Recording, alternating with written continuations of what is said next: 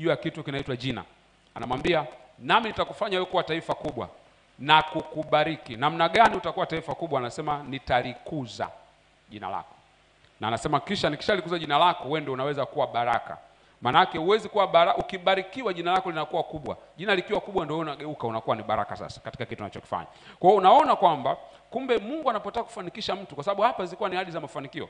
Alipokuwa anataka kumfanikisha, cha kwanza akadili na kitu kinaitwa name, kudili na system ya jina. Sasa sijui kama umewahi kufahamu kwamba Yesu alivyokufa msalabani, pamoja na mambo mengi aliyoyafanya, akamwaga damu, akafa na kila kitu, akajinyenyekeza, akaacha uungu, akaishi kama mwanadamu. Zawadi kubwa Mungu aliyompa ilikuwa ni jina. Wafilipi sura 2 mstari wa 5. Angalia pale. Ndio utagundua kwamba jina kwa nini muhimu sana kwa mafanikio yako ya kiuchumi.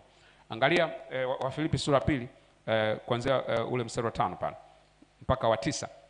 Nasema hivi, iweni na nia hiyo hiyo ndani yenu ambayo ilikuwamo pia ndani ya Kristo Yesu, ambaye yeye mwanzo alikuwa yu namna ya Mungu, naye akaona kule kuwa sawa na Mungu kuwa ni kitu cha kushikamana nacho, bali alijifanya kuwa hana utukufu, akatoa namna ya mtumwa, akawa na mfano wa wanadamu.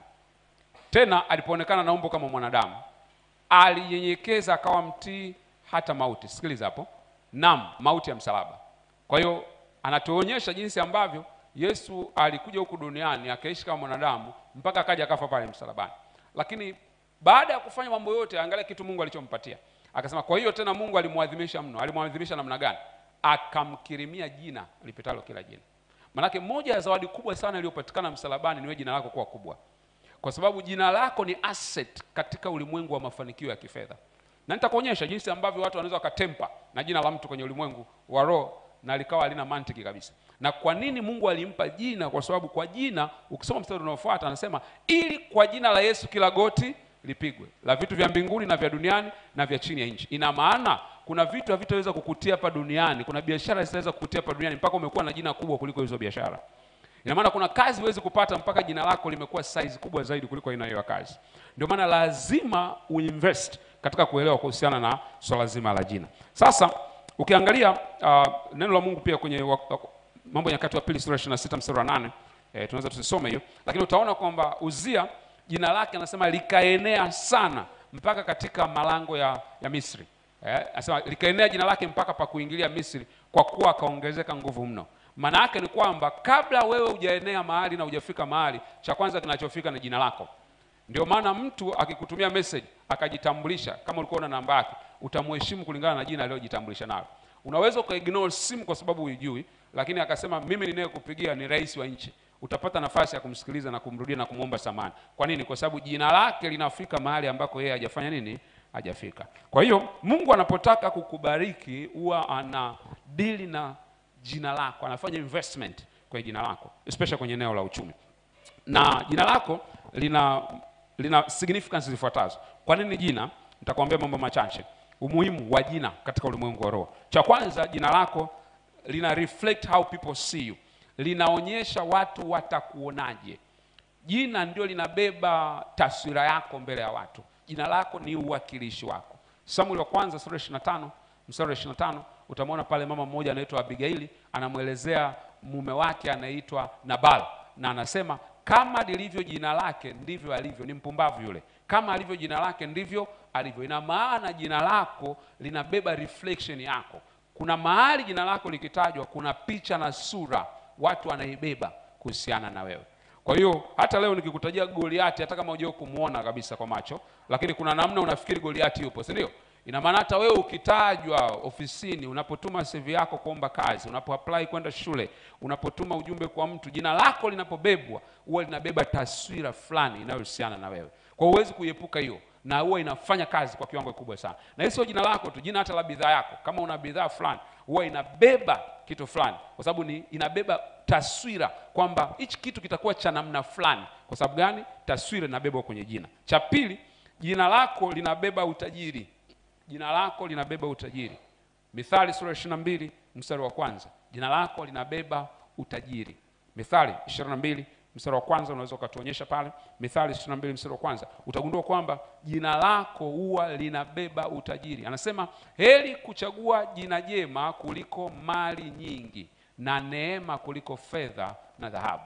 Ina maana kumbe jina lina thamani kuliko mali. Ndio maana anasema mtu mwenye jina zuri, mwenye jina jema ana thamani kuliko mtu mwenye manyumba na magari.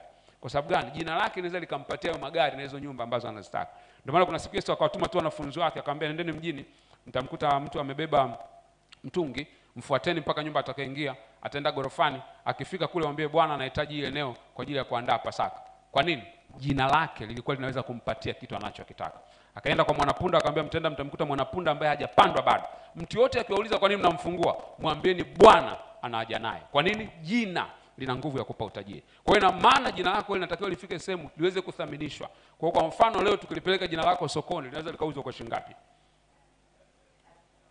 Ndio maana ukisoma kwenye uhasibu kuna kitu kinaitwa goodwill. Goodwill ni thamani ya jina.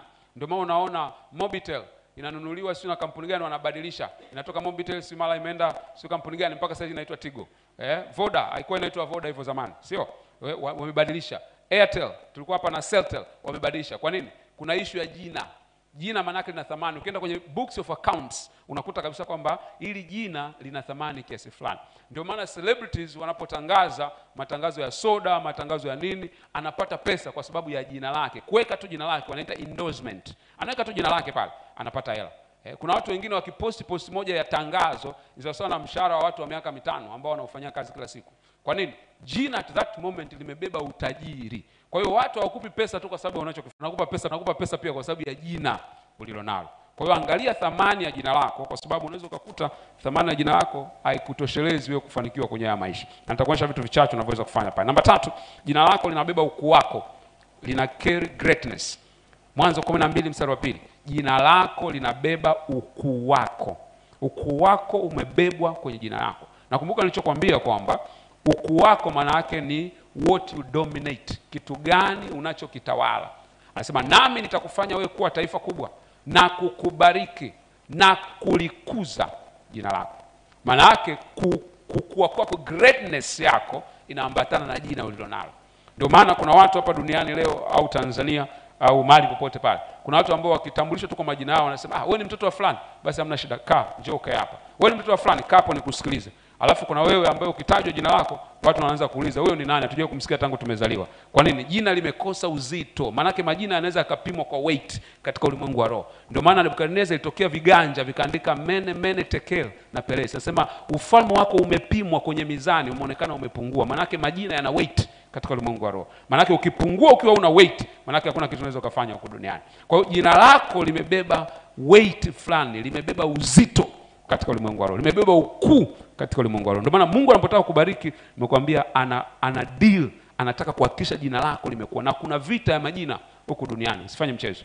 Watu wanagombania majina huko duniani. So, kingine, jina lako limebeba access. Your name has access. Jina lako linaweza kukuingiza mahali ambako mwingine hawezi kuingia. Wewe unaweza kuingia tu kwa ajili ya jina lako. Yohana 14 mstari wa 13 anasema nanyi mkiomba lolote kwa jina langu.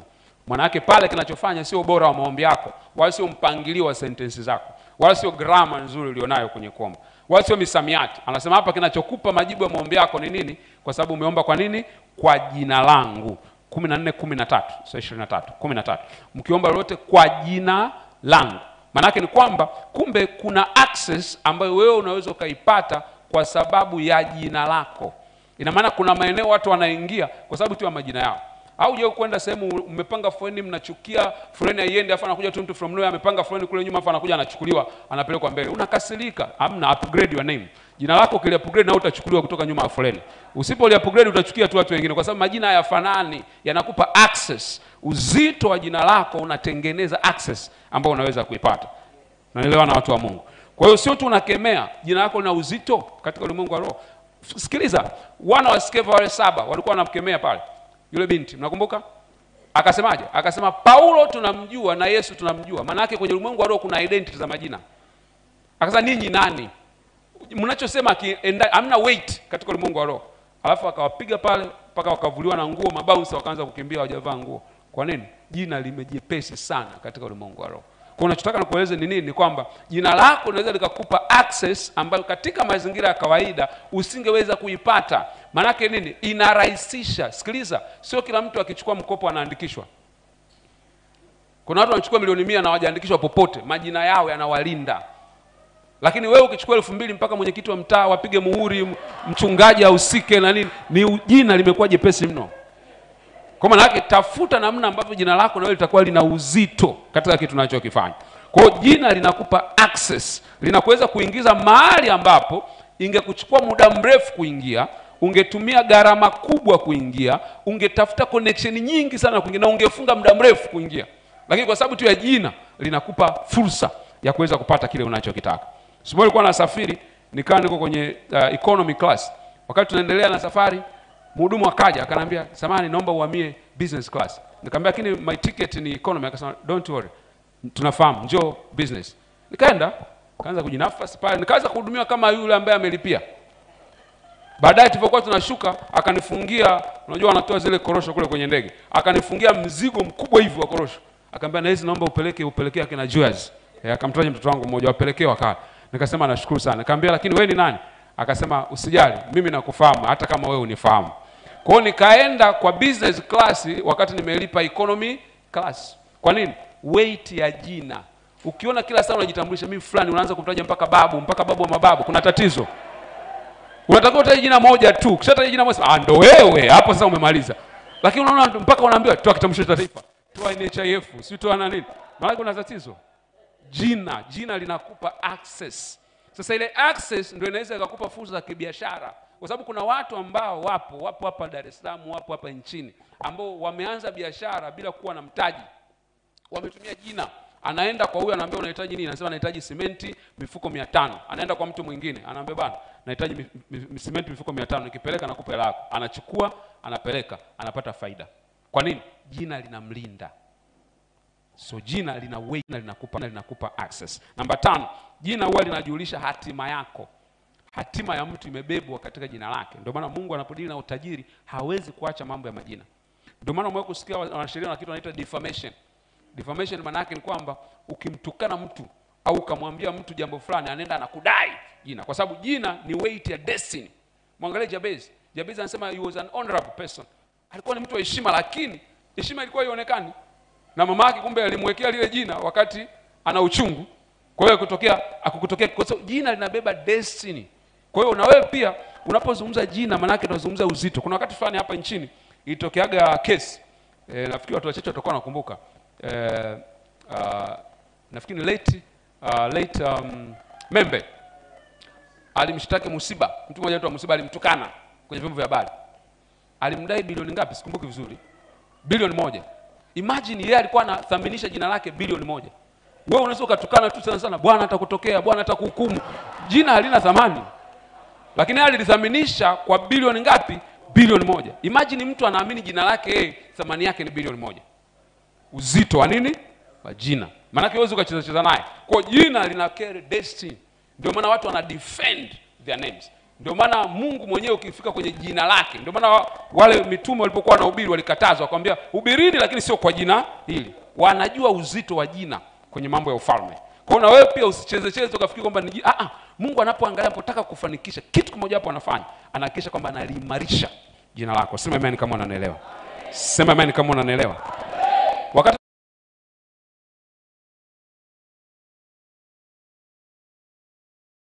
watu wawili siku wamekufa, Elina aliposikia habari akaanguka kwenye kiti akafa. Mke wa Finehasi akajifungua mtoto. Alipojifungua mtoto akamuita nani? Ichabod. Maana yake the glory has departed, utukufu umeondoka. Kuanzia hapo hatumuoni Ichabod tena. Nyinyi mlimuona kwenye Biblia? Haonekani, amepotea pale. Kwa nini? Jina. Ina maana jina lilimpoteza. Kwa hiyo ina maana watu wanaweza jina mtu likapotea tu akaonekana hajulikani yuko wapi, hajulikani. Hamje kusikia sasa jamaa alikuwa maarufu si yuko wapi siku hizi. Jina. Maana yake jina linaweza likapotea. Na mafanikio ya kifedha yameshikamanishwa sana na jina lako pia. So, kitu gani katika ulimwengu wa roho kinafanyika kuhusiana na majina?